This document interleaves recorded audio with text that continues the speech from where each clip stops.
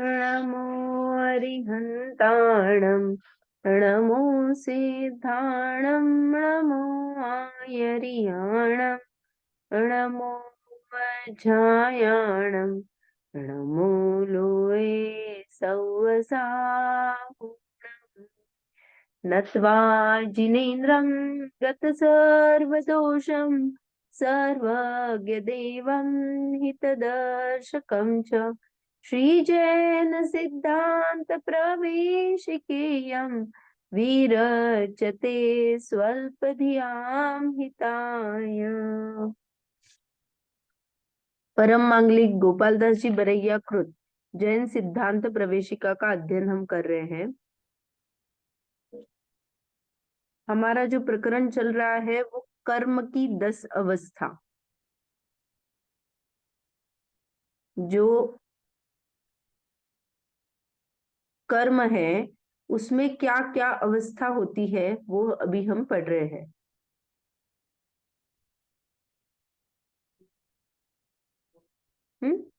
तो उसमें जो कर्म की अवस्था है उसमें हमने क्या क्या देखा था? बंध, उदय, सत्ता, उदीर्णा, उत्कर्षण, अपकर्षण, संक्रमण, निधत्ति, निकाचित और उपशांत। ये है उनमें से अभी उपशांत और जो हमारी उपशम, क्षय और क्षय, ये अवस्था बाकी है जो कि इसी के अंतर्गत आ जाती है। तो पहले तो देखिए, कल पिछली बार जो हमने किया था उत्कर्षण और अपकर्षण। उत्कर्षण और अपकर्षण में ऐसा कोई नियम नहीं है कि देखो, उत्कर्षण और अपकर्षण की जो डेफिनेशन थी,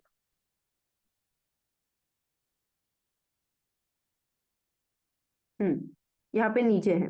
हाँ, जिन कर्मों की स्थिति एवं अनुभाग का बढ़ना उत्कर्षण है और स्थिति और अनुभाग का घटना अपकर्षण है।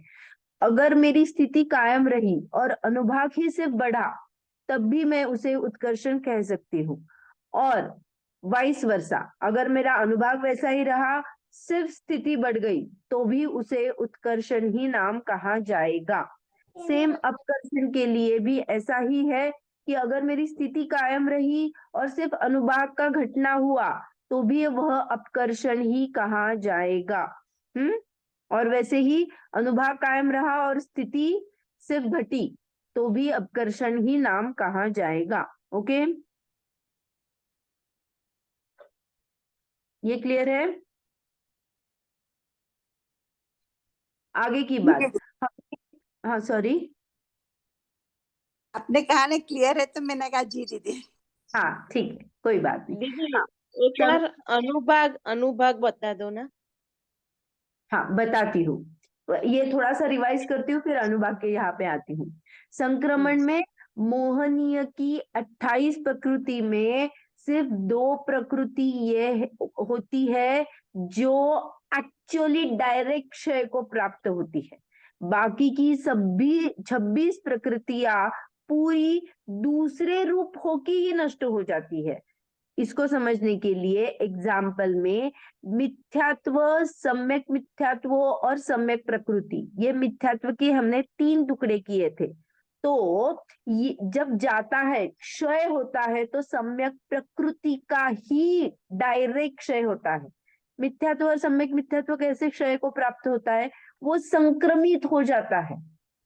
वो क्या हो जाता है? वो बलवान है ना, तो बलवान का संक्रमण जो देशघाती रूप प्रकृति है उसमें संक्रमित होके होके मिथ्यात्व चला जाएगा, फिर सम्यक मिथ्यात्व चला जाएगा और सिर्फ सम्यक प्रकृति बचेगी, और उसका भी उदय आके वो क्या हो जाएगी?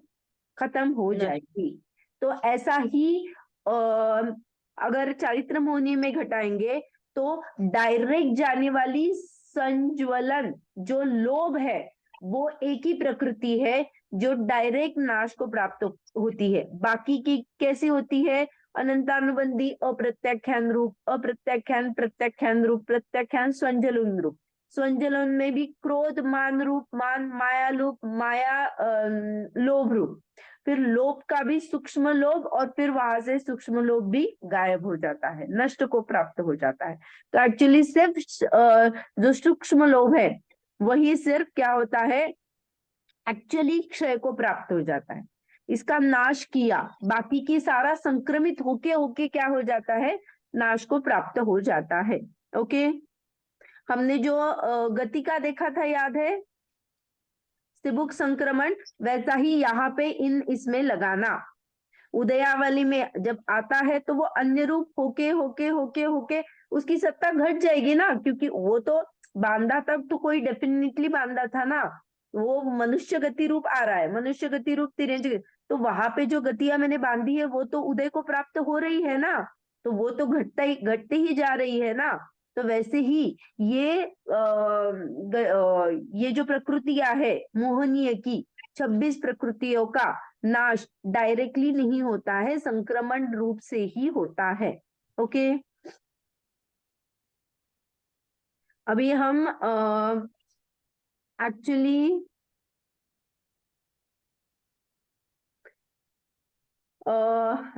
संक्रमण में किसी का कुछ डाउट है?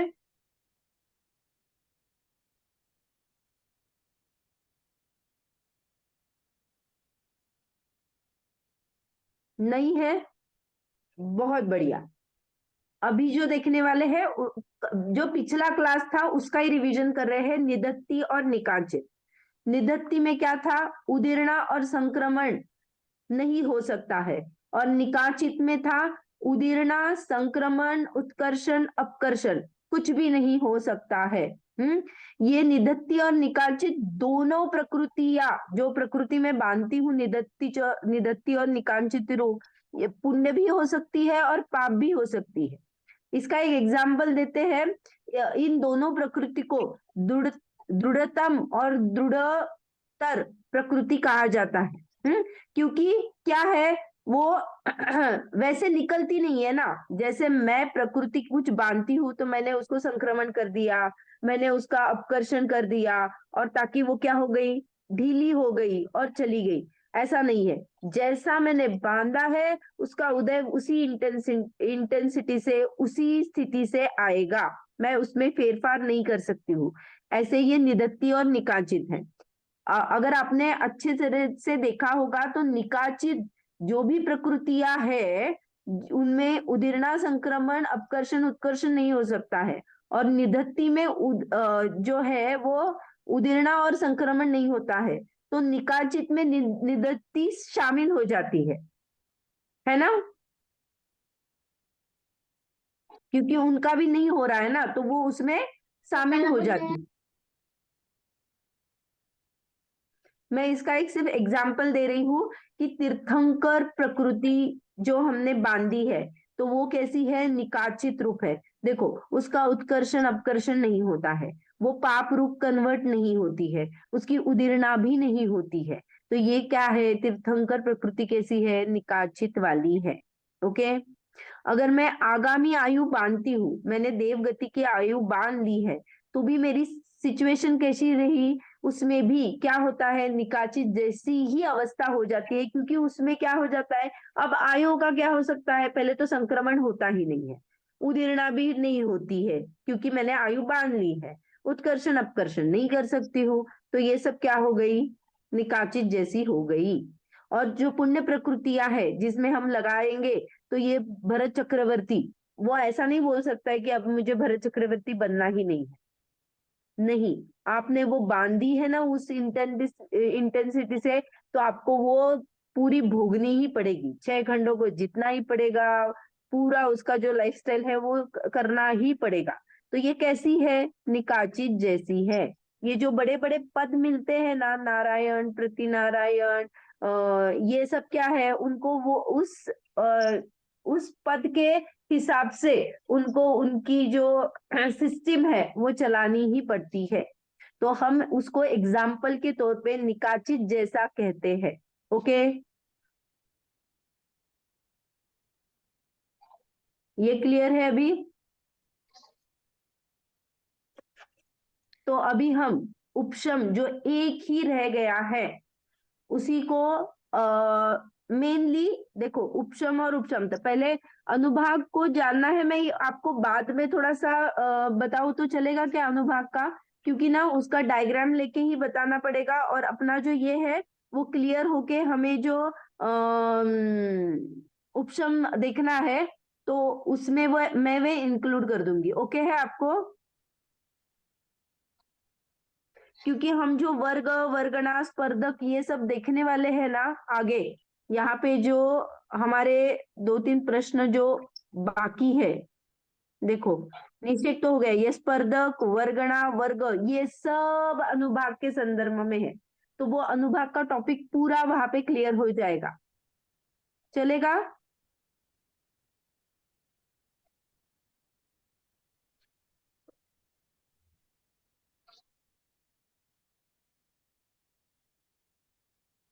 ओके है अमी जी? चलेगा दीदी। हाँ हाँ, तो चलेगा। क्या होगा, वो पूरा रिवाइज हो जाएगा, ताकि हमारा हाँ। जो अभी बाकी है वो क्लियर हो, माने वो करके फिर वहां जाएंगे। तो अभी ओके। हमें देखना है उपशम। पहले तो उपशम और उपशांत दोनों एक ही चीज है, लेकिन उनमें थोड़ा सा डिफरेंस है। तो उपशांत क्या है? देखो, सत्ता में जो भी मेरे स्थित कर्म है उसको मैं उदीर्णा के प्राप्त नहीं करती हूँ। माने उसको क्या करती हूँ, मैं दबाती हूँ, लॉक कर देती हूँ, ताकि उसकी उदीर्णा नहीं हो जाए और वो उदय में नहीं आए, वो बना रहे। जैसे हमने क्या कहा था, मैंने जो गंदा पानी है उसमें क्या की, एलम घुमा दी, फटकड़ी। तो हाँ, तो वो क्या, उससे क्या हो गया, गंदगी सारी नीचे दब गई। लेकिन अगर थोड़ा सा भी मेरा उसपे धक्का या कुछ लग जाए तो क्या हो जाएगा, फिर से वो गंदगी ऊपर। पानी में घुल जाने वाली है, वो मिलने वाली है। तो ये जो उपशम है, तो मैंने क्या किया, जो कर्मों का निश्चय रचना आपको पिछली बार मैंने दिखाई थी, एक समय में उदय आने वाले जो कर्म है वो निषेक कहलाता है। तो ये जो निषेक रचना है ना, उनमें मैंने कुछ कर्मों को क्या किया है, ऐसा इनएक्टिव कर दिया है ताकि वो उदीर्णा को प्राप्त नहीं हो जाए, उनका उदय नहीं आ सके। क्योंकि उदय आने के लिए हमने देखा था एक उदयावली होती है, तो मुझे उदय में नहीं लाना है, माने उदीर्णा, माने उदयावली में नहीं आए। उदीर्णा कैसे होती है कि जो कर्म ऊपर से लेके डायरेक्ट उदयावली में आता है, एक बार उदयावली में आ गया तो वो क्या हो जाता है, उदय को ही प्राप्त हो जाता है, उसको मैं चेंज नहीं कर सकती हूँ। तो मुझे उदयावली में लाना ही नहीं है उसको, तो उसकी उदीर्णा करनी ही नहीं। तो इस हिसाब से मैंने उसको क्या कहा, उपशांत, उसका नीचे नहीं आना, वहीं पे रहना, इसीलिए उसको उपशांत कहा। उपशांत सबको ही हो सकता है, ज्ञानी अज्ञानी सभी को हो सकता है। 8 कर्मों में ये उपशांत लागू हो जाता है। अनादि से मेरा ये चल रहा है और उपादेय नहीं है। क्योंकि मैं उसको इनएक्टिव कर रही हूं, लेकिन उससे फलित ज्यादा कुछ नहीं हो रहा है। मैंने उसको दबा के रखा है, लेकिन उससे फलित कुछ नहीं हो रहा है। क्यों? क्योंकि उपशम में क्या होता है आप जानोगे तो आपको पता चलेगा कि उपशांत is not that much of good, उपशम इज वेरी गुड। तो उपशम में क्या किया, मैंने निज पुरुषार्थ से कुछ काल के लिए कर्मों को एक्चुअली में दबाया, जिससे क्या हो गया, जिसमें मैंने निज पुरुषार्थ किया है ये ऑटोमेटिक चल रहा है। उपशांत क्या होता है, ऑटोमेटिकली चल जाता है, कुछ कर्म दबे रहते हैं, कुछ उदीर्णा को प्राप्त नहीं होते हैं, तो इसीलिए हमने उसको क्या कहा, अरे तू उदीर्णा को प्राप्त नहीं हो रहा है ना, तो तुझे मैंने उपशांत कह दिया नाम के लिए। लेकिन यहाँ पे उपशम में मैंने निज पुरुषार्थ किया, जिससे मैंने कर्मों को क्या बोलते हैं, बाय चॉइस मैंने उसको दबाया है। मैंने ऐसा उग्र पुरुषार्थ किया, आत्मा को जानना चाहा, मैंने उस प्रक्रिया को स्टार्ट किया जिसको लब्धि कहते हैं, जिससे जो 5 लब्धि होती है, जिससे मेरी विशुद्धि बढ़ते बढ़ते बढ़ते बढ़ते करण लब्धि तक जाती है, और फिर मैं कर्मों में क्या करती हूँ, उपशम करती हूँ। ओके, तो ये 2 प्रकार का, पहले तो उपशम में क्या होता है और उपशांत में जो हमने देखा, तो उपशम ज्ञानियों का ही होता है, क्योंकि निज पुरुषार्थ जो है वो ज्ञानी ही करता है। वो मोहनीय कर्म में ही उपशम होता है। उपशम इज ओनली एप्लीकेबल टू मोहनीय कर्म। सादी भाव है, क्योंकि मैंने शुरुआत की, उसको पुरुषार्थ करके मैंने उसका स्टार्ट किया, तो ये सादी भाव है। और उपादेय है ही, क्योंकि कर्मों को अगर मैं दबाती हूँ तो सुख की अनुभूति प्राप्त करती हूँ। और एक बार मुझे एसी की हवा लग गई, तो एसी की हवा कहाँ मिलती है, कैसे मिलेगी, इसका यत्न मैं गर्मी के दिनों में करती ही करती हूँ। वैसे ही एक बार आत्मा का वो अनुभव मुझे प्राप्त हो जाएगा, तो मैं हमेशा उसको प्राप्त करने की चाह में क्या करूंगी, पुरुषार्थ करूंगी। तो इसीलिए ये क्या है, उपादेय है। हाँ, एक देश उपादेय माने स्टार्टिंग के रेल में है, पूरी तरह वो दीदी वैसा है ऐसा नहीं। गढूळ पाण्यात तुरटी फिरवल्यावर कसं खाली गाळ बसतो, तसं उपशम आहे ना, का नाही? Yes, yes, correct. तो जो ओके, नीचे बैठा हुआ गंदगी है, उसको वो मैंने सिर्फ कर्म। है, हाँ, दबाया है। तो ये जो हम्म, तुर्की फिराई है ना मैंने, जो आलम बोलते हैं, जो मैंने उसको घुमाया है, ये कुछ ना कुछ पुरुषार्थ किया है ना, ऑटोमेटिकली हम्म, थोड़ी आया है। हाँ, कुछ अगर मैं पत्थर आदि डालती हूँ, तो मैंने कुछ भी अगर उसमें नहीं डाला तो भी पत्थर क्या हो जाते हैं, थोड़ी देर में नीचे नीचे आके बैठ बैठतात। जाते हैं। तो ये अपने आप कुछ कुछ होता है, दैट इज उपशांत। और मैं निज पुरुषार्थ से जो कुछ करती हूँ वो उपशम है, वो ज्ञानियों के होता है। ओके। हम्म, और जो उपशांत है, वहां पे तीव्र उदय नहीं है, तो वो चलता रहता है, वहां पे मुझे पता ही नहीं चलता है, क्योंकि तीव्र उदय नहीं होता है। उपशम में क्या होता है, मैं एक्चुअली दबाऊंगी और सुख का अनुभव करूंगी ना, तो वहां पे वेदन है। हम्म हम्म, तो अभी उपशम किसे कहते हैं, द्रव्य क्षेत्र काल भाव के निमित्त से कर्म की शक्ति का प्रकट नहीं होना, मैंने उसको इनएक्टिव कर दिया, गंदगी को नीचे दबाया, दैट इज उपशम। उसके हम्म, कर्म की शक्ति प्रकट ही हम्म, नहीं करती, दैट हम्म, इज उपशम। 2 प्रकार का होता है। ओके, अंतःकरण उपशम और सद अवस्था रूप उपशम। ये समझने लायक है। मैं थोड़ा सा ऐसे भी बताऊंगी और फिर डायग्राम से भी बताऊंगी। दीदी इसको ओके, समझाइए, अंतःकरण और सद्वस्था रूप। दीदी ये उपशम कैसे कर सकते हैं हम? दीदी पुरुषार्थ। देखो मैं पुरुषार्थ मतलब अम, पुरुषार्थ तो कर सकते अभ्यास हैं, पर करून, हम अभ्यास करून ना, देखो पुरुषार्थ अगर, म्हणजे आपण स्वाध्याय करून। हाँ, हाँ तो बैठ जाए। अब मैं अपने आत्मा को पहले तो उसको, जब भी हम पुरुषार्थ, उग्र पुरुषार्थ कहते हैं, तो मैं काम चल रही हूँ और सिर्फ सोच रही हूँ, ऐसा वाला नहीं लेना।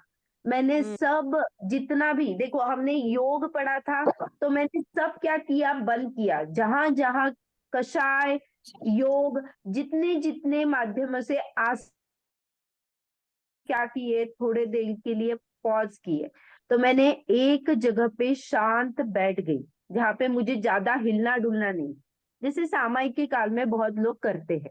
तो मैंने क्या किया, तब मैंने आत्मा को जानने के लिए कुछ न कुछ विकल्प किया। हाँ, फिर हम्म, वैसा विकल्प करते ही, अरे कौन हूं मैं, कैसा हूं मैं, ऐसे ही जानने में जो चिंतन चलता है कि अरे मेरे गुण कैसे है, मैं कितने गुणों का धारी हूँ, ये पुद्गल कैसा है, तो पुद्गल से खुद को भिन्न किया। फिर मेरे गुणों में मेरे अरहंत आदि जो जिनके प्रकट गुण है, उनका सहारा लेके मैं अपने आप को जानने का जो प्रयास करती हूँ, जिसमें 5 लब्धियां होती है, क्षम लब्धि, विशुद्धि लब्धि, देशना लब्धि, प्रायोग्य लब्धि और करण लब्धि। ये जो प्रोसेस है पूरी, जो लब्धियों में आएगी, आप पढ़ोगे उसको। अभी इतना ही लेना कि आप आपको जानने का पुरुषार्थ कर रहे हो। तो ये जो है, तब किसी के देशनालब्धि में किसी ने कुछ मुझे संबोधित किया, या फिर कुछ याद आया, जाति स्मरण से मुझे कुछ याद आ गया, अरे ये तो ऐसा बता रहे थे, जिससे मुझे, मैं जो चिंतन कर रही थी वो और दृढ़ हो जाता है। फिर प्रायोगिक लब्धि, ये जो विशुद्ध परिणाम है खुद को जानने के प्रति, जिससे कर्मों का, हमने देखा था, मैं अगर विशुद्ध परिणाम करती हूँ तो जो पाप प्रकृति है वो घट जाती है, पुण्य प्रकृति की स्थिति भी घट जाएगी, और जो अनुभाग है वो बढ़ जाएगा। कैसा? अमृत जैसा। तो स्थिति तो सबकी ही घटेगी, तो कितनी घटेगी? अंत कोड़ा कोड़ी सागर। हमने देखा था अंत कोड़ा कोड़ी सागर किसे कहते हैं? कोई बताएगा अंत कोड़ा कोड़ी सागर किसे कहते हैं? एक कोड़ी गुणिले एक एक कोड़ा कोड़ी, एक कोड़ा कोड़ी गुणिले सागर से कम और 1 करोड़ सागर से ज्यादा। बहुत बढ़िया, इसको कहते हैं अंतक कोड़ा कोड़ी। अभी सोच लो, हमने सभी स्थितियां देखी है, हर एक कर्म की, ज्ञानावरण की 30, दर्शनावरण की 30, कोड़ा कोड़ी सागर। तो ये जितनी मैंने बांधी हुई है, मान लो ये पूरा ऐसा चलता हुआ है, मैंने पुरुषार्थ किया तो एक फिक्स गैप हो गया, ये आगे का है ना वो सारा खिसक के अंतक कोड़ा कोड़ी तक रह गया। बस अंतक कोड़ा कोड़ी माने एक कोड़ा कोड़ी से कम। मैंने कहा 70 कोड़ा कोड़ी तक बांधा था, 30 कोड़ा कोड़ी तक बांधा था, जितना भी है वो समेट के अंतक कोड़ा कोड़ी तक आ जाता है। ये सब कर्मों में जो हुआ, ये जो कम हुआ, स्थिति अनुभाग कम हुआ, ये मेरे विशुद्ध परिणामों की वजह से हुआ। फिर ये करण लब्धि में क्या होता है? तो करण लब्धि में ऐसे ही विशुद्धता की लेवल और बढ़ती है। वहां पे 3 प्रकार के करण होते हैं, अधक करण, अपूर्व करण, अनिवृत्ति करण, जहां पे ये बताते हैं कि मेरे परिणाम इतने विशुद्ध विशुद्ध हो जाते हैं कि वो बढ़ते ही रहते हैं। एक समय का परिणाम से दूसरे समय का परिणाम असंख्यात गुणी विशुद्धि से लेके होता है। इतनी ज्यादा मैं जंप विशुद्धि में करती रहती हूँ। ये परिणामों के बाद में एक जो कर्मों में है, तो देखो मैं अभी 2 बना रही हूँ। हाँ, ये दर्शन मोहनीय और चारित्र मोहनीय, हम उपशम की बात कर रहे हैं। ब्लू है वो दर्शन मोहनीय है, जो येलोइश है वो है चारित्र मोहनीय। अभी क्या करना है, ये तो स्टैक जैसे उदयावली में रहता है ना, आप मान लो इसमें ऐसे ऐसे निषेक भरे हुए, ये दर्शन मोहनीय का है, चारित्र मोहनीय का है। ये तो चला आ रहा है, जैसे उदय उदय हो रहा है, ऊपर ऊपर का वो चल रहा है, उसका उदय आके खिर रहा है। मैंने अपने पुरुषार्थ से क्या किया? ऐसा कार्य किया जिससे मैंने इसको दबा के रखा, इसको बोला कि अभी क्या करना है, उदय को नहीं आना है, चुपचाप वहां पे बैठे रहना है, हिल नहीं सकता है तू। और दर्शन मोहनी का क्या किया मैंने उसको क्या किया, एक गैप तैयार की। गैप तैयार की माने क्या? ऐसा एक अंतराल तैयार किया जहां पे जितने निषेक उस काल में है, मान लो 10, इसके बीच में जो ये व्हाइट लाइन है ना सिर्फ, उसमें 10 निषेक है। तो मैंने क्या किया, इसको खाली किया। अब खाली करके यहाँ पे जो निषेक है उसको क्या करूंगी, तो मैं उसको ऊपर भेजूंगी, नीचे भेजूंगी, ऊपर भेजूंगी, नीचे भेजूंगी। तो ये ऊपर नीचे भेजने के बाद ये जो आया है, जो अपना टाइम है, वो क्या हो जाएगा, खाली हो जाएगा। तब कुछ भी नहीं रहेगा, कर्म मोहनीय कर्म तब नहीं रहेंगे, क्योंकि मैंने उसकी जगह ही बदल दी। किसी को कह दिया ऊपर जाओ, किसी को कह दिया नीचे जाओ।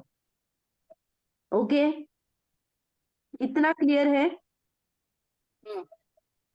तो ये जो गैप मैंने किया, जिसमें अभी गैप, जैसे मैं यहाँ से उदयावली खिसक खिसकते यहाँ पे आ जाऊंगी, तो यहाँ पे गैप है ना ये व्हाइट में, तो यहाँ पे जो गैप है वहां पे उदयावली में मोहनीय रहेगा क्या? दर्शन रहेगा? नहीं रहेगा, क्योंकि मैंने उदयावली से उसको मैंने उस वहां से निकाल ही दिया ना। तो अभी उदयावली में दर्शन मोह नहीं रहेगा। मैंने उसको नीचे डाल दिया और ऊपर डाल दिया, और ऊपर में डालने के बाद उसको बोल दिया अभी तू लॉक पोजीशन में रहेगा। सिर्फ ऊपर डाल नहीं दिया, क्योंकि अगर मैं डालती हूँ सिर्फ ऊपर, तो वो नीचे कभी भी आ सकता है मेरे विशुद्ध परिणाम से। अपकर्षण उत्कर्षण होता ही रहता है। लेकिन मैंने उसको बोल दिया कि तू ऊपर ही रहेगा, नीचे नहीं आएगा। ये जो मैंने गैप किया, दैट इज अंतःकरण उपशम। मैंने कुछ परमाणुओं को कुछ काल के लिए ऊपर नीचे भेजकर एक गैप कर दिया, जिससे वहां पे उस जो मोहनीय का मिथ्यात्व वाला है वो उदय को प्राप्त ही नहीं होगा, ताकि मोह नहीं रहेगा। तो मैं हमने देखा था मोह से ही क्या होता है, मिथ्यात्व से क्या होता है। मिथ्यात्व ही कारण है। अगर मोह को मैंने क्या कर दिया, गैप कर दिया, उसको वहां से हटा दिया, और जो चारित्र मोहनी है उसको बोल दिया चुपचाप रहे और नीचे बैठा रहे, तो ये उपशमित है। ये अंतःकरण उपशमित है, ये सद अवस्था रूप उपशमित है। तो देखो, दर्शन मोहनीय नहीं रहेगा, चारित्र मोहनीय नहीं रहेगा। तो मैं क्या करूंगी, मेरे आत्मा का वेदन करूंगी, क्योंकि तब कर्म जो मुझे उल्टी मान्यता देता है, कषाय रूप करता है, वो प्रेजेंट ही नहीं है। तब मेरे आत्मा का अनुभव करूंगी।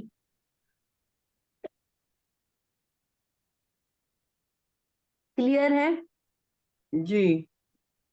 अंतःकरण उपशम किसे कहते हैं, यहाँ की परिभाषा पढ़ते हैं ताकि आपको भी क्लियर हो जाए। आगामी काल में उदय आने योग्य कर्म परमाणुओं को आगे पीछे उदय योग्य करना अंतःकरण उपशम है।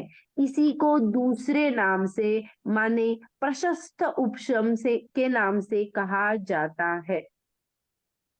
अंतःकरण उपशम इज इक्वल टू प्रशस्त उपशम, क्योंकि मैंने गैप ही कर दिया, माने वहां पे कोई गुंजाइश ही नहीं है।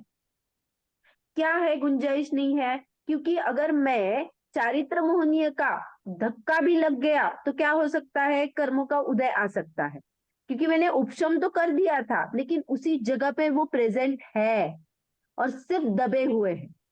लेकिन दर्शन मोहनीय का क्या किया मैंने, उसको हटा ही दिया, वहां से ऊपर नीचे भेज के जगह ही खाली कर दी, तो कोई दिक्कत ही नहीं रहेगी कि उसका उदय आ जाए।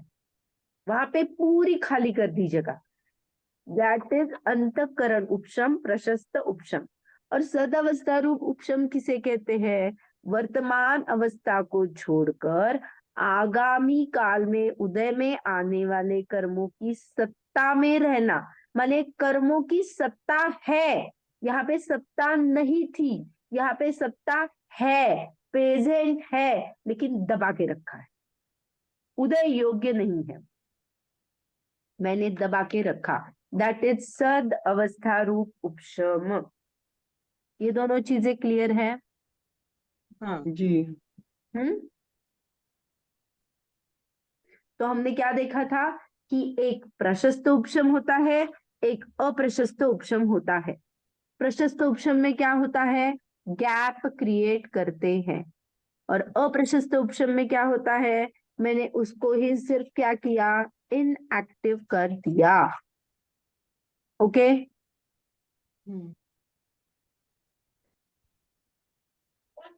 तो ये जो उपशम, क्षयोक्षम और क्षय है, इसमें जो क्षयोक्षम है उसमें ये सद अवस्था रूप उपशम हम यूज करने वाले हैं। ओके। यहाँ पे जो उपशम है इतना आपको पता चला, दबाना इज उपशम। हाँ, थोड़ी देर के बाद उसका उदय आने ही आने वाला है। जैसे मैंने ये गैप कितनी क्रिएट की, इतनी क्रिएट की, उसके बाद में ये उदयावली यहाँ से यहाँ आ जाएगी, तो किसी ना किसी का तो उदय जो ऊपर है उसका आएगा ही आएगा, तो अपनी नॉर्मल स्टेट आ जाएगी। इसीलिए ये प्रथमोपशन उपशम, जब भी मैं ऐसा गैप गैप क्रिएट करती हूँ, करण लब्धि के बाद में, करण लब्धि में ये कार्य होता है गैप क्रिएट करने का। तो ये जो गैप क्रिएट करती हूँ, जब भी मैं उसको भोगती हूँ उसके बाद में कुछ ना कुछ उदय आता है, इसीलिए प्रथमोपशन सम्यक्त्व का काल अंतर्मूर्त कहा। ये अंतर्मूर्त के लिए ही गैप करती हूँ मैं, और उसके बाद में किसी ना किसी उदय आता है और प्रथमोपशन सम्यक्त्व छूट जाता है। तो अगर ये उदय में कौन कौन सी अवस्था है, तो हमने जो ये लिया था, ये यही अवस्था है। क्या क्या उदय में आ सकता है? तो मिथ्यात्व आ सकता है तो पहला गुणस्थान आ जाएगा, सम्यक मिथ्यात्व आ जाएगा तो तीसरा गुणस्थान आ जाएगा, सम्यक प्रकृति आ जाएगी तो वो देशघाती है, इसीलिए क्षयक्षम सम्यक तो कायम बरकरार रहता है। और अगर अनंतानुबंधी का उदय आता है, लेकिन अनंतानुबंधी का उदय कब आएगा? तो ये जो गैप क्रिएट किया है ना मैंने, उसमें एक आवली और 6 माने उसका एक टाइम पीरियड है, उतने काल के मैं खुद के आत्मा का अनुभव कर रही हूँ, और उसी में कुछ तो हिला, और उसके वजह से अगर अनंतानुबंधी, जैसे हमने दबाया था गंदगी को, और गंदगी अचानक से ऊपर आ गई, मिक्स हो गई, किसी ने धक्का दे दिया, ऐसे ही कर्मों में ऐसा हो सकता है कि मैं आत्मा का अनुभव कर रही हूँ, लेकिन अचानक से उस काल में माने अनुभव करते टाइम में अगर अनंतानुबंधी का उदय आ जाता है, तो मैं दूसरे गुणस्थान को प्राप्त होती हूँ और नियम से मिथ्यात्व में चली जाती हूँ। दूसरा गुणस्थान कैसा है? पर्वत से गिरने वाला गुणस्थान है। जैसे मानो मैं आत्मा का अनुभव कर रही हूँ, पर्वत से गिरी गिरी गिरी गिरी, वो बीच का जो टाइम है वो दूसरा गुणस्थान है, और पर्वत से नीचे माने पहले धरती पे आना, दैट इज पहला गुणस्थान। वो बीच की एक दशा रहती है, वो दूसरा गुणस्थान होता है, जहाँ पे अनंतानुबंधी का उदय होता है, मिथ्यात्व का गैप है, मिथ्यात्व का उदय नहीं होता है, लेकिन अनंतानुबंधी का उदय आ गया। देखो, कर्मों को दबाना अपना कार्य है।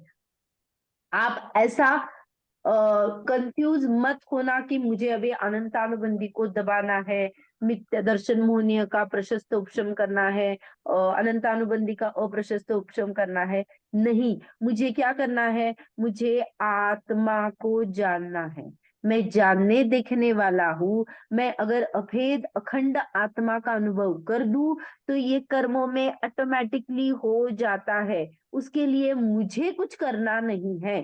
कर्मों की अवस्था थर्मामीटर जैसी है। मेरे परिणामों की विशुद्धि पकड़कर आपको समझाने के लिए ये कर्मों का माध्यम बताया जाता है। और कर्म कैसे उपशमित होते हैं, कौन कौन से उपशम होते हैं, गैप क्रिएट हो जाता है, अरे यहाँ पे मिथ्यात्व प्रेजेंट ही नहीं है, अरे यहाँ पे अनंतानुबंधी तो है लेकिन दबी हुई है, ये देख के आपको बताया जाता है कि आप प्रथमोपशम सम्यत्व में हो, आपके परिणामों की रेंज प्रथमोपशम सम्यक्त्व के रूप में है। ये क्यों बताया जाता है? तो ये कर्म थर्मामीटर में काम करते हैं। तो हमें कुछ कर्मों में करना है क्या? नहीं करना, नहीं। सिर्फ समझना है। समझने से क्या होता है? देखो, कर्म तो हमें दिखते नहीं है, लेकिन उनको अगर हम आगम चक्षु से जानेंगे तो उसकी जो डेप्थ है वो पता चल जाती है। और उस ज्ञान को जानने वाले की डेप्थ जो है, वो ज्ञान की निर्मल अवस्था, जिनको ये ऐसे ही दिख रहा है, उनकी महिमा आ जाती है, उनकी महिमा आ जाती है। और वैसा ही मैं हूं, मेरे ज्ञान में भी उतनी ही ताकत है, उतना ही मुझ में शक्ति है, ये जान के अरे क्यों ना मैं उन जैसा बन लूं। तो उन जैसा बनने के लिए क्या करना पड़ेगा? तो उन्होंने जो किया वही मैं करूंगी, अपने आत्मा का अनुभव करूंगी। जी। करना तो अपने को एक ही है। तो ये जब भी कर्मों की अवस्था चलती है तो हमें बहुत विकल्प आ जाते हैं, अरे क्या होता है, कैसे करूं, मैं कैसे करूं। कुछ नहीं करना है, हमें हमें सिर्फ जानना है कि कैसे कैसे कर्मों में उथल पुथल होती रहती है। ओके। जी। अभी क्षय किसे कहते हैं? कर्म की अत्यंतिक निवृत्ति को क्षय कहते हैं। देखो, क्षय के भी 2 प्रकार होते हैं। क्षय के भी मैंने क्या कहा? अत्यंतिक क्षय और सद अवस्था रूप क्षय। दो मैंने ये कहा। हाँ, एक्चुअली सॉरी, सद अवस्था रूप क्षय माने क्या है? एक्चुअली उसे कहा उदय का नहीं होना, दैट इज उदयाभावी क्षय। सद अवस्था रूप माने क्या है? उसकी वहां पे अवस्थित है लेकिन उसको उदय नहीं हो रहा है, इसीलिए मैंने कहा उसका क्षय है। ओके, जो भी चीज जिसका क्षय मैं कैसे कहूंगी? जैसे आज कोई चीज अभी मेरे वेदन में नहीं है तो भी मैं क्या कहूंगी? अरे नहीं आया है, नहीं है, मुझे पता ही नहीं चल रहा है, तो मैं क्या कहूंगी? नहीं है। हाँ, और वो एक्चुअली में वहां पे प्रेजेंट भी नहीं है और कुछ भी अकाउंट में भी नहीं है, दैट इज अत्यंतिक क्षय। अत्यंतिक क्षय माने जो स्थायी भाव होते हैं, जैसे जैसे सिद्धों ने कर्मों का पूरा क्षय किया है, दैट इज अत्यंतिक निवृत्ति।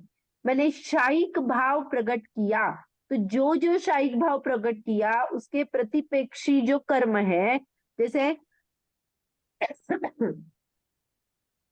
शायिक दर्शन प्रकट किया तो जो दर्शनावरण थे वो बाय बाय, जो शायिक ज्ञान प्रकट किया तो ज्ञानावरण के जो थे वो पूरी निवृत्ति। निवृत्ति माने क्या? डिलीट फ्रॉम अकाउंट, अभी वहां पे प्रेजेंट ही नहीं होंगे, दैट इज अत्यंतिक निवृत्ति। और फिर ये उदयाभावी क्षय क्या है? तो उदयाभावी क्षय माने जिसका मैंने उदय अभी नहीं हुआ है उसी को मैंने क्षय मान लिया। जिसका उदय नहीं है वो ऐसा ही है ना कि जो नहीं है ना, जिसका उदय नहीं है तो वो नहीं है। जैसे फॉर एग्जाम्पल मैंने अनंतानुबंधी का क्या किया है? अनंतानुबंधी वहां पे है प्रेजेंट, लेकिन मैंने क्या किया? उदय के इनएक्टिव कर दी। उपशमित है तो मैंने क्या किया? उसका कहा क्या कि अरे ये उदय को प्राप्त नहीं है, माने क्षय जैसा ही है ना, हाँ। प्रेजेंट तो नहीं है ना, नहीं। तो प्रेजेंट नहीं है तो क्षय है, absent है। हम्म। प्रेजेंट नहीं is equal to absent, absent माने नहीं है, नहीं है माने क्षय है। तो अत्यंतिक क्षय इज डिफरेंट एंड सद अवस्था रूप सॉरी उदयाभावी क्षय इज डिफरेंट। उदयाभावी क्षय में मैं क्या कहा? वो है लेकिन अभी उदय में नहीं है, इसीलिए मैंने क्षय कहा। ओके, ये क्लियर हुआ? दो जी। दीदी एक बार फिर से समझाओ।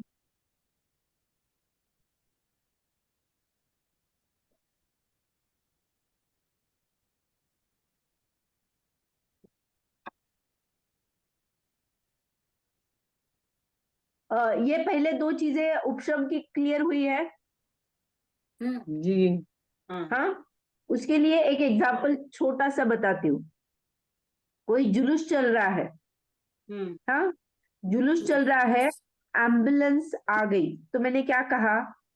जब भी एम्बुलेंस आती है, जैसा माने आड़ी यहां से जुलूस चल रहा है और मुझे क्रॉस करना है उस जुलूस को, तो उन्होंने क्या कहा? आप आगे लोग आप खड़े रह जाओ, पीछे के लोग रुको यहाँ पे। बीच में मैंने गैप कर दिया और एम्बुलेंस को निकाल दिया, दैट इज क्या हुआ? प्रशस्त उपशम, अंतःकरण उपशम। मैंने गैप क्रिएट कर दी। ओके, और अप्रशस्त उपशम में क्या किया? गैप तो क्रिएट नहीं की है, मैंने गैप क्रिएट नहीं की है, जुलूस वैसा का वैसा जा रहा है और मैंने क्या किया? दूसरा ही मार्ग उसको जाने के लिए क्रिएट कर दिया। ओके,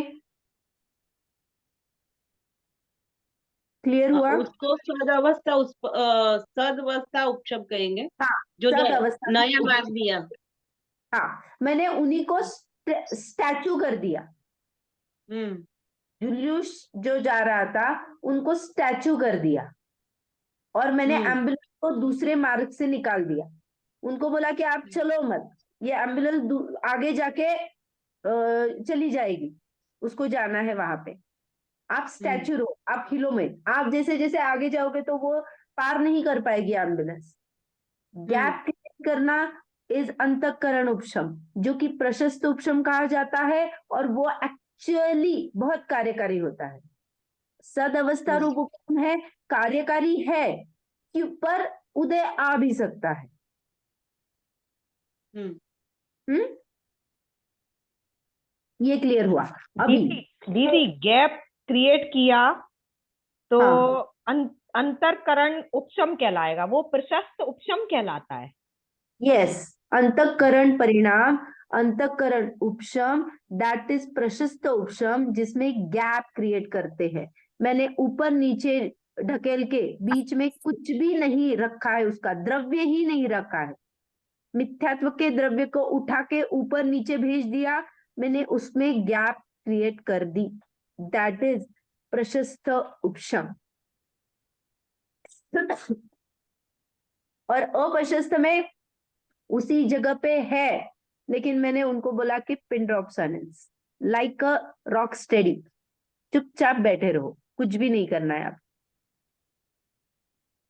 इनएक्टिव, जैसे बेहोश कर दिया, वहीं पे सुला दिया। ओके? सत्ता में अवस्थित उपशम, उदय नहीं आना, उदय में नहीं आएंगे, बेहोश कर देंगे, दैट इज अप्रशस्त उपशम, लेकिन वो वहीं पे बने रहेंगे। लेकिन मिथ्यात्व को मैंने क्या किया? उपरीतन स्थिति और अधतन स्थिति, ये जो गैप किया, अधतन माने नीचे की स्थिति और उपरीतन माने उसके ऊपर की स्थिति, उसमें शिफ्ट कर दिया। तो इस गैप में वो सत्ता में भी नहीं है, लेकिन अनंतानुबंधी जो चारित्र होनी है कि वो सत्ता में होती है, लेकिन बेहोश जैसी पड़ी रहती। ओके? जी। अभी अत्यंतिक क्षय, अत्यंतिक क्षय माने डिलीट, डिलीट माने क्या? पूरी तरह से मैंने उन कर्मों को हटा ही दिया, दैट इज क्षय। जैसे मैंने शायिक सम्यक तो प्राप्त किया, तो मिथ्यात्व को मैंने अकाउंट से डिलीट कर दिया। एक बार शायिक सम्यक तो होने के बाद में फिर से मिथ्यात्व मेरे अकाउंट में कभी भी नहीं आ सकती है। भोगने तो पड़ेंगे ना दीदी कर्म। हाँ? वो हमने डिलीट कर दिया, मतलब उदय में नहीं आएंगे कभी भी। डिलीट कर दिया माने ही उदय को प्राप्त करते ही डिलीट कर दिया, ऐसे। उदय उदय होने से महाराज। हाँ। जैसे देखो, जब 13वें गुणस्थान में 12वें गुणस्थान में जीव रहता है, तो जो भी परिणाम होता है उसके वजह से जब 13वां गुणस्थान प्राप्त होता है, तो ज्ञानावरण, दर्शनावरण, ये जो भी कर्म है, वो जो कर्म है उसका क्षय हो जाता है, उदय को प्राप्त होके डिलीट हो जाते हैं ना, अकाउंट से चले जाते हैं। माने उदय जैसे को प्राप्त होते। उदय को प्राप्त माने वो खत्म हो जाते हैं ना, ऐसा मुझे पे कहना। देखो, यहाँ से यहाँ तक ज्ञानावरण चल रहा है, ये 13वां गुणस्थान है टॉप में। हाँ, यहाँ से जो है वो प्रति समय खिरते खिरते खिरते खिरते चले जा रहे हैं। बीच में मैं ऐसी अवस्था करती हूँ, और मैंने क्या किया है, विशुद्ध परिणामों से आगे के ज्ञानावरण आदि बन ही नहीं रहे हैं। अगर बन ही नहीं रहे हैं तो स्टैक में रहेंगे नहीं। मैंने एक बार अंत कोड़ाकुड़ी कर लिया, सभी कर्मों की स्थिति, जब भी मैंने सम्यक दर्शन कर लिया, फिर उसके बाद में मेरे जो भी स्थितियां बनेगी, वो भी कम कम स्थिति की बनेगी ना। हाँ। 30 कोड़ाकुड़ी तक मैं बांधूंगी भी नहीं, एकदम छोटी छोटी स्थितियां बनेगी। जब भी मैं विशुद्ध परिणाम करूंगी, विशुद्ध परिणामों से कर्मों की स्थिति कम बनती है, स्थिति कम बनती है तो अंतर्मूर्त में भी गिर जाते हैं। अंतर्मूर्त में उनका आबादी कम रहेगा, तो अंतर्मूर्त तक वो खिर के चले जाएंगे। अब मेरे पास कर्म ही नहीं है ज्ञानावरण के, तो क्या करूंगी मैं? क्षय हो गया। क्षय हो गया, दैट इज केवली। उनके पास अभी अकाउंट में कुछ है ही नहीं, दैट इज क्षय, डिलीट हो गए, उदय को प्राप्त होके सब फिर गए, हाँ। और आगे के बांधे नहीं। अगर बांधते तो आगे फिर से वो भोगने पड़ते।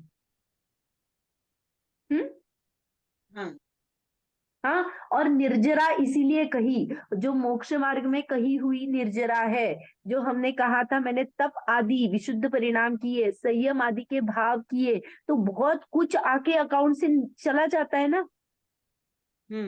तो काम निर्जरा मैंने अकाउंट से डिलीट करना चालू कर दिया ना। हाँ, वो पूरा नहीं डिलीट हुआ, कुछ कुछ कुछ कुछ कुछ कुछ डिलीट हुए, लेकिन जब पूरा बंच ऑफ निकल जाता है, दैट इज अत्यंतिक क्षय कर्मों का। माने चतुर्थ गुण स्थान से जब शायिक सम्यक्त्व हो जाता है, तो ये अत्यंतिक क्षय दर्शन गुण का हुआ। दर्शन गुण का माने श्रद्धा गुण का हुआ। फिर जब 13वें गुण स्थान में आ जाता है, तो दर्शन और ज्ञान गुण में क्या हो जाता है, क्षय को प्राप्त हो जाते हैं वो दर्शनावरण और ज्ञानावरण। तो ये पूरा अत्यंतिक क्षय हुआ। मोहनीय का जब पूरे 10वें गुण स्थान तक होता है, फिर चारित्र गुण का पूरे कषाय चली गई, तो वहां पे अत्यंतिक क्षय हुआ, शायिक चारित्र प्राप्त हुआ। ओके, जब चारित्र का हो गया। हाँ, जो 10वें गुण स्थान के आगे, माने 10वें गुण हाँ स्थान हाँ, तक कषाय है ना। उपशांत 10वें मोह, हाँ, क्षीण मोह, हाँ। नहीं, वहां पे अकाउंट क्लियर होता है, क्षय को प्राप्त होता है। अच्छा अच्छा शायिक अच्छा। 12वें गुण स्थान में शायिक चारित्र प्राप्त हाँ होता है, हाँ तो हाँ वहां हाँ हाँ हाँ। हो गया, डिलीट हो गया पूरा, और बंद भी नहीं है। इसीलिए निर्जरा उसी को कहते हैं संवर पूर्वक निर्जरा। मैंने दबा के रखा है क्योंकि आगे आने नहीं वाले हैं, और मैं यहां से डिलीट कर रही हूँ। ओके, दीदी संबरपुर की निर्जरा कब होगी? ये जो ज्ञानी की ही संवर पूर्वक निर्जरा होती है। अच्छा, 11वें गुण स्थान में। नहीं, गुण में देखो, 7वें गुण स्थान में जब जीव शुद्ध भाव रूप होता है, तो ही क्या होता है, शुद्ध भाव से ही संवर होता है और निर्जरा होती है। पूरा उसका देखो, शुद्ध भाव में मैंने क्या ना, मैंने पूरे आत्मा का आश्रय लेना। ओके, अंशों अंशों में होती है, सबकी होती है क्या, नहीं। जैसे जैसे 10वें गुण कर्म स्थान में दीदी शुद्ध भाव 10वें गुण स्थान में हो जाता है। 7वें गुण नहीं स्थान जो मुनिराज है, नहीं, आत्मा में लीन मुनिराज है, हाँ, उनका क्या होता है, शुद्ध भाव है ना, आत्मा में रमण होता है, तो उनके वजह से आत्मा में रमण है, तो आश्रव होगा क्या, नहीं, नहीं। आश्रव नहीं है तो बंद है। आश्रव जहां जहां पे नहीं होता है, दैट इज संवर ना। मैंने हाँ हाँ हाँ हाँ, यदि आश्रव होता है तो बंद है, आश्रव नहीं है तो संबर है। आश्रव अगर है तो बंद है, किस अपेक्षा से, जिसका स्थिति अनुभाग पड़ता है, क्योंकि हाँ 13वें हाँ में आश्रव होता है पर स्थिति अनुभाग के लिए कषाय मौजूद ही नहीं है। जो जो हमने देखा था, कषाय होती है तभी स्थिति अनुभाग पड़ता है, और इसीलिए वहां पे प्रेजेंट नहीं है कषाय, तो वो आते हैं चले जाते हैं, आते हैं चले जाते हैं, बंद ही होता नहीं है वहां। ओके, जी किसी का कुछ प्रश्न था? क्लियर है अभी तक? हाँ। जी जी। तो ये दीदी, 7वें गुण स्थान में आवाज ना कट हो 7वें रही गुण है। स्थान में चित्त का क्षय होने लगता है। नहीं, आप चारित्र फिर से मोहनी। बोलेंगे, आपका आवाज ब्रेक हो रहा था। दीदी आवाज नहीं आई। हाँ, भी बोलिए। 7वें गुण स्थान में चारित्र मोहनी का क्षय होने लगता है। नहीं, 7वें गुणस्थान में मुनिराज है, हाँ, उनका संवर पूर्वक निर्जरा होती है, ये कहा। चारित्र अच्छा, मोहनी का क्षय 12वें गुणस्थान में ही होता है, क्योंकि वहां पे ही क्षय को प्राप्त होता है। ठीक। हाँ, तो ये देखो, क्षय में हमने वहां पे अत्यंतिक क्षय देखा।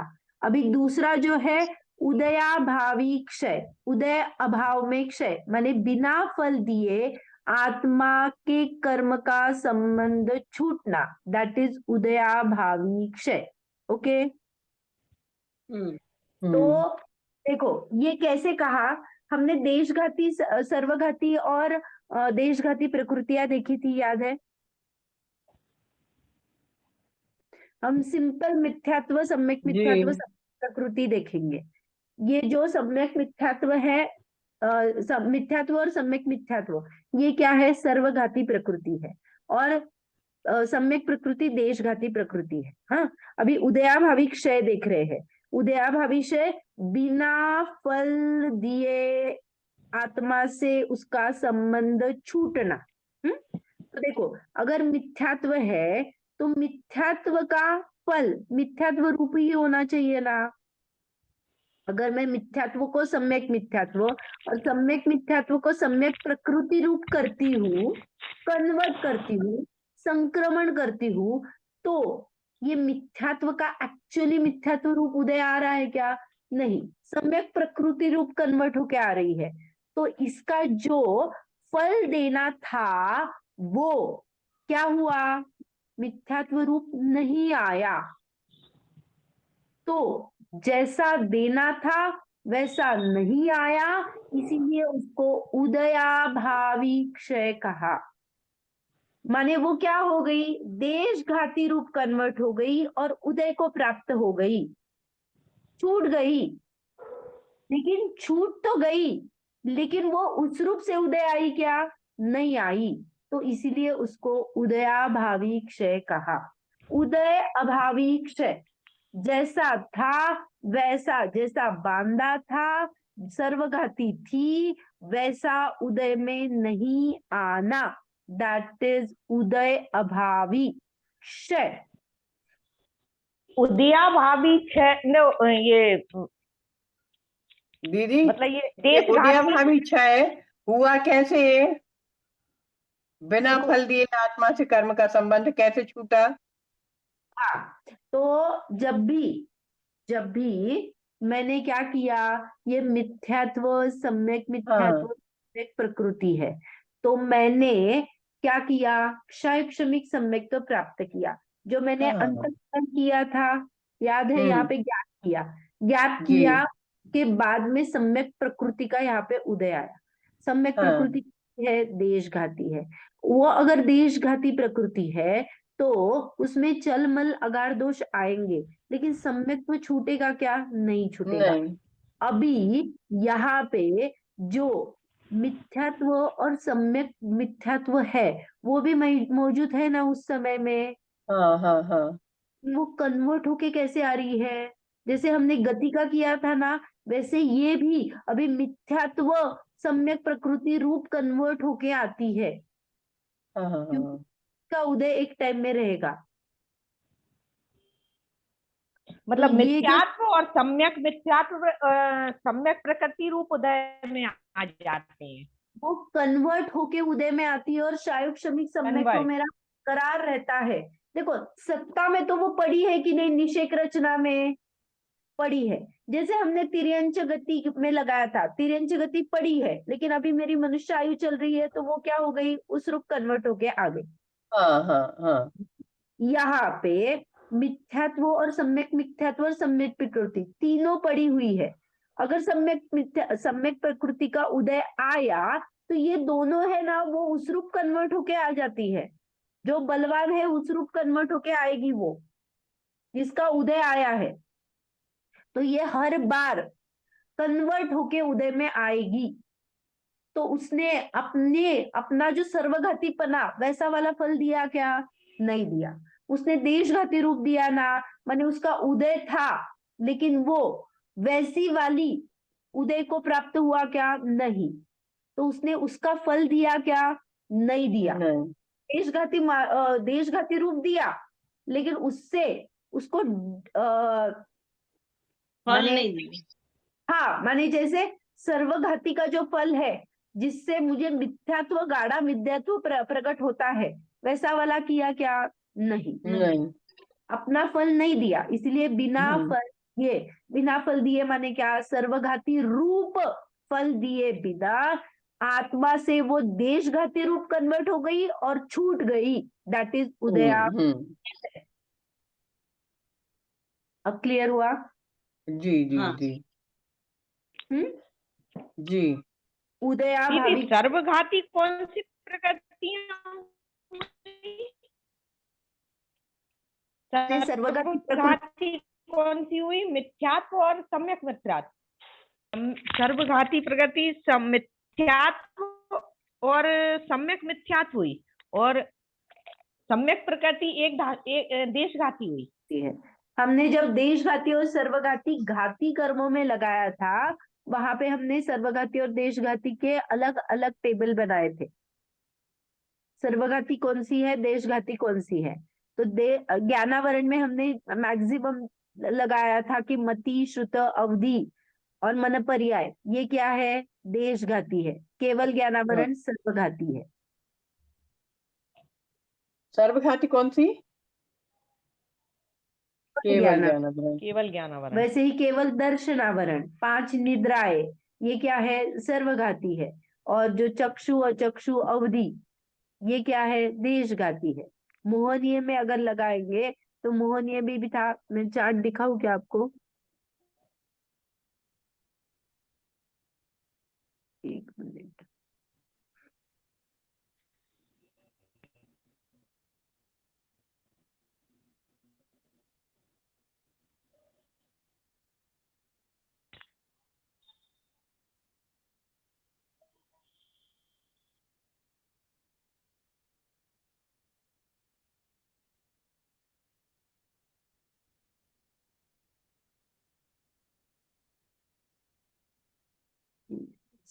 सॉरी।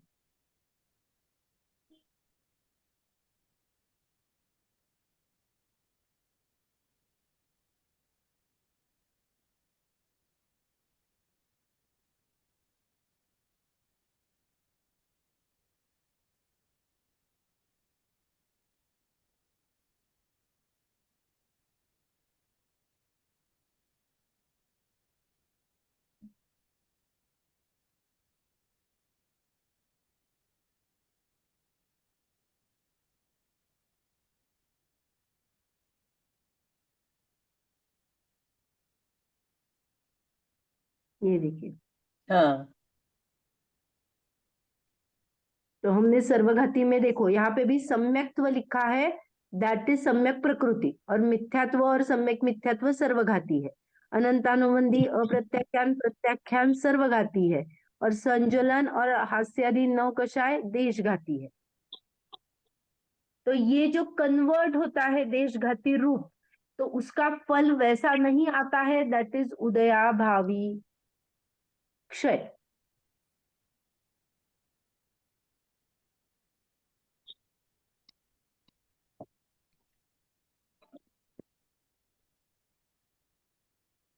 ये 4 कंसेप्ट आपको क्लियर हो गए? जी। कहीं दीदी देशघाती में अंतराय लिया है? हाँ, अंतराय की सभी प्रकृतियां देशघाती ही होती है। देशघाती है, अच्छा। अंतराय में कोई प्रकृति अच्छा, सर्वघाती ओके नहीं है। जी। हम्म?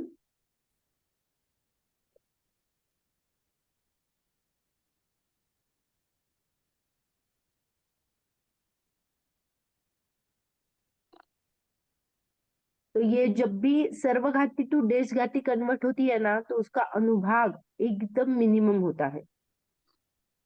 हमने यहाँ पे ही देखा था क्या?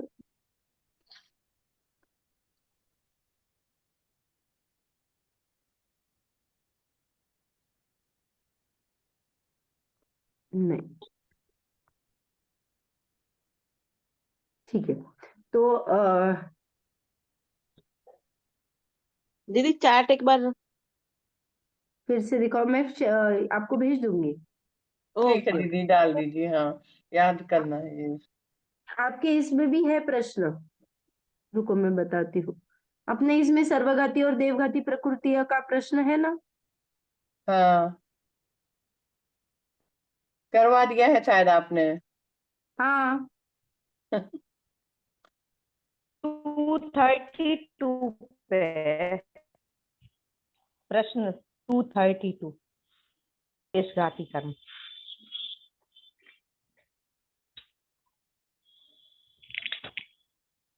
ये देखो, आपको अनुभाग देखना था ना, एक बार इसको थोड़ा सा पढ़ते हैं तो आपको क्लियर हो जाएगा। देखो, आम की प्रकृति, देखो हाँ, प्रकृति, स्थिति, अनुभाग और प्रदेश चारों देख रहे हैं। आम की मीठी है, आम की स्थिति 5 से 7 दिन तक आम चलता है। आम का अनुभाग कितना मीठा है, कितना स्वादिष्ट है, वो अनुभाग में आएगा। और जो स्कंद है, आम का एरिया, जितने स्लाइस हो सके, कितने कितने प्रदेश से बना है आम, दैट इज प्रदेश। ओके, तो ज्ञानावरण में अगर लगाते हैं वैसे ही, तो मति ज्ञानावरण की प्रकृति है, हाँ, तो उसमें मति ज्ञानावरण माने क्या हुआ, मेरे मति ज्ञान का आवरण हुआ। उसका स्थिति कितना है, कितनी देर तक मति ज्ञानावरण नहीं होने वाला है, तो वो 30 कोड़ा कोड़ी सागर, अधिकतम माने मैक्सिमम ले लिया। इतने काल तक वो मति ज्ञानावरण क्या रहेगा, का उदय रहेगा, माने मुझे मति ज्ञानावरण नहीं रहेगा, कम होगा। अनुभाग कैसा रहेगा, अनुभाग लता दारू अस्थि शैल ऐसा रहेगा कि मुझे बिल्कुल ही याद नहीं आने वाला।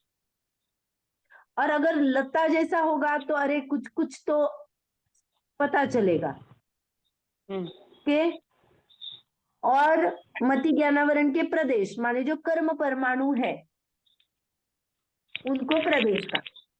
ओके, ये अनुभाग का लेवल पता चला, लता दारू अस्थि शैल। हाँ। हस्ती सैल रूप होता है अनुभाग। तो आप इंटेंसिटी लेना, इंटेंसिटी माने पावर कैसी है। दूध का एग्जाम्पल बहुत बार आता है कि गाय का दूध और भैंसे का दूध में क्या ज्यादा है, तो फैट लेवल ज्यादा है, तो भैंस अनुभाग के दूध में, हाँ। भैंस के दूध में ज्यादा होती है, तो अनुभाग ज्यादा है भैंस के। हाँ।